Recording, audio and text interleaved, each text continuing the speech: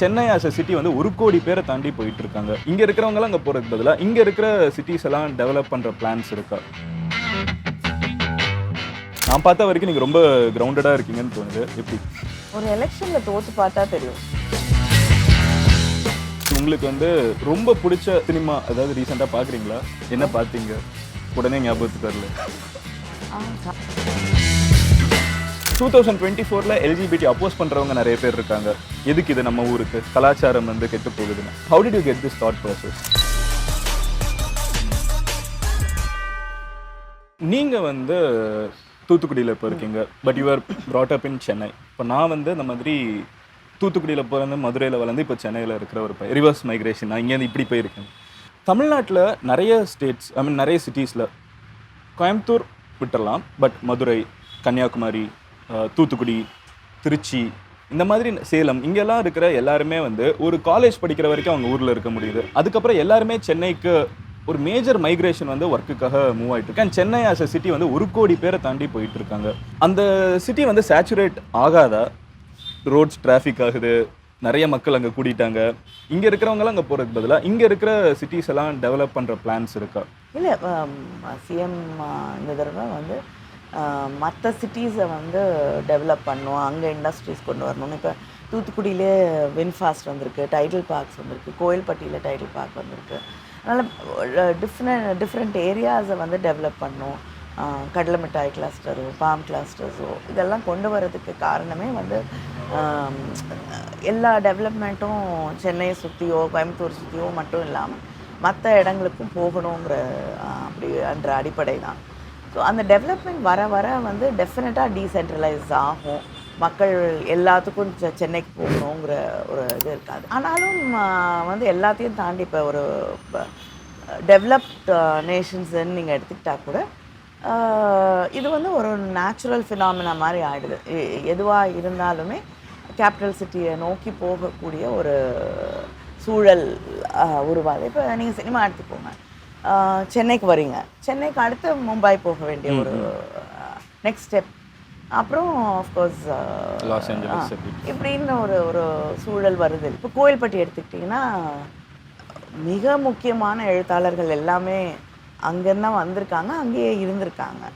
Art கொஞ்சம் decentralise ஆச்சுன்னா இன்னும் நல்லாயிருக்கும்னு நினைக்கிறேன். நீங்கள் தூத்துக்குடியில் எலெக்ஷனில் வேறு ரன் பண்ணுறீங்க, அதனால இந்த கொஸ்டின் கேட்குறேன். தூத்துக்குடிக்குன்னு நெக்ஸ்ட் 5 இயர்ஸ்க்கு பிளான் என்ன யோசிங்க? விஷன் தூத்துக்குடி 2024 இருக்கோமா? ஸோ 29 2030 வந்து தூத்துக்குடி எப்படி இருக்கணும்னு ஒரு விஷன் வச்சுருக்கீங்களா? இப்போ சொன்னீங்க இல்லையா, எல்லாத்தையும் தேடி சென்னைக்கு போகக்கூடாதுன்னு.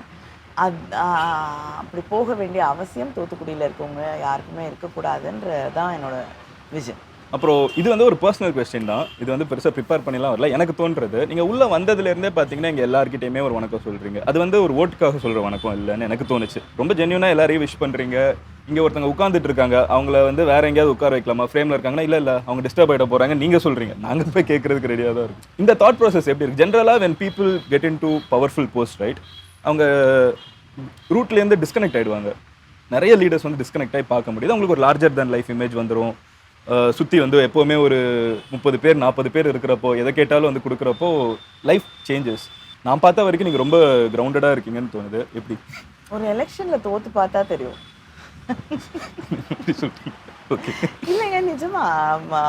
லைக் எங்களோட ஃபேமிலி மெம்பர் மாதிரி ப்ராக்டிக்கலாக இருப்பாங்க, தினம் வருவாங்க எல்லாம். எலெக்ஷன் ரிசல்ட் வேறு மாதிரி வந்தோடனே உங்களை சுற்றி வர்றதுல முக்கால்வாசி பேர் காணப்படுவாங்க. ஸோ அப்படி இருக்கக்கூடிய சூழலில் எது உண்மை எது நிதர்சனம் அப்படின்னு புரியுது இல்லையா? இதெல்லாம் வந்து சும்மா பறக்கிற விஷயங்கள், நடக்கிறது மட்டும்தான் வந்து நமக்கானது. ஆக்சுவலாக ரொம்ப சிம்பிளாக சொல்லி முடிச்சிட்டிங்க. ஒரு பெரிய கான்செப்டை தோத்துட்டா யார் சுற்றி இருப்பாங்கன்னு. உங்களுக்கு டிஃப்ரெண்ட் ஃபேஸஸ் இருக்குதுன்னு சொன்ன மாதிரி உங்களுக்கு வந்து ரொம்ப பிடிச்ச சினிமா அதாவது ரீசெண்டாக பார்க்குறீங்களா? Are you having the time? என்ன பார்த்தீங்க? உடனே ஞாபகத்துக்கு வரல. காதல் பார்த்தேன். காதல், மம்முட்டி, ஓகே, ஜோதிகா அவங்க. ஓகே, இந்த ஊரில் வந்து நம்ம இன்னும் நிறைய நீங்கள் சொன்ன இன்க்ளூசிவ் சொசைட்டி, அதுதான் அடுத்து நான் கேட்க வரேன் மேம். ஸோ இந்த ஊரில் வந்து நம்ம பேசக்கூடிய நிறைய கான்செப்ட்ஸ் வந்து நீங்க ரொம்ப வருஷமாவே வந்து பேசியிருக்கீங்க, சப்போர்ட்டிவா இருந்திருக்கீங்க. 2024ல எல்ஜிபிடி அப்போஸ் பண்றவங்க நிறைய பேர் இருக்காங்க. எதுக்கு இது நம்ம ஊருக்கு? கலாச்சாரம் வந்து கெட்டு போகுதுன்னு. கலாச்சாரம்ங்கிறதே மாறிட்டு இருக்கும். ஆனா வந்து அதை சொல்ற நிறைய பேர் இருக்காங்க. How did you get this thought process? நம்ம ஊர்ல வந்துட்டு we've always been inclusive.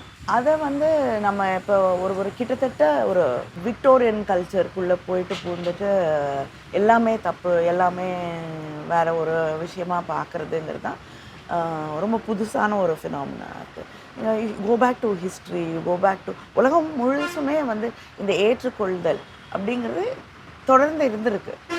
இப்போ வந்து நம்மளை சுருக்கிட்டு வந்து நம்மளை மாதிரியே எல்லாரும் இருக்கணும், இல்லைன்னா அது தப்பு அப்படிங்கிறது வந்து ஒரு ரொம்ப தவறான ஒரு விஷயம். அண்ட் ஆக்சுவலாக உலகத்தில் பார்த்தீங்கன்னா இன்னொருத்தரை ஹர்ட் பண்ணுறது, இன்னொருத்தரை ஏதோ ஒரு விதத்தில் ஒரு வில்லிங்காக அவங்களுக்கு எதிராக ஏதோ ஒரு விஷயத்த பண்ணுறது, இதெல்லாம் தாண்டி எதுவுமே பெரிய நிரந்தரமான தவறுகள் சரிங்கிறது வந்து வாழ்க்கையில் அப்படி ஒன்றும் கிடையாது. ஒரு 20 வருஷத்துக்கு முன்னாடி தப்பாக இருக்கக்கூடிய ஒரு விஷயம் இன்றைக்கி சரியாக இருக்குது, இன்றைக்கி சரியாக இருக்கக்கூடிய அப்படின்னு நம்ம நம்பக்கூடிய ஒரு விஷயங்கள் ஒரு 100 வருஷத்துக்கு அப்புறம். ஒரு காலத்தில் ஜாதிங்கிறது வந்து ரொம்ப சரியான அதுதான் கரெக்டுன்னு ஒரு நம்பக்கூடிய மக்கள் இருந்தாங்க.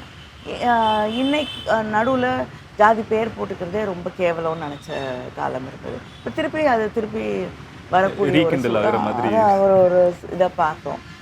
ஸோ அப்படின்றது சேஞ்சஸ் அப்படிங்கிறது வந்து தொடர்ச்சியான ஒரு விஷயம். பட் அதுக்குள்ளே வந்து அக்செப்டன்ஸ் ஆஃப் பீப்புள் அப்படிங்கிறது ரொம்ப முக்கியமான ஒரு விஷயம்.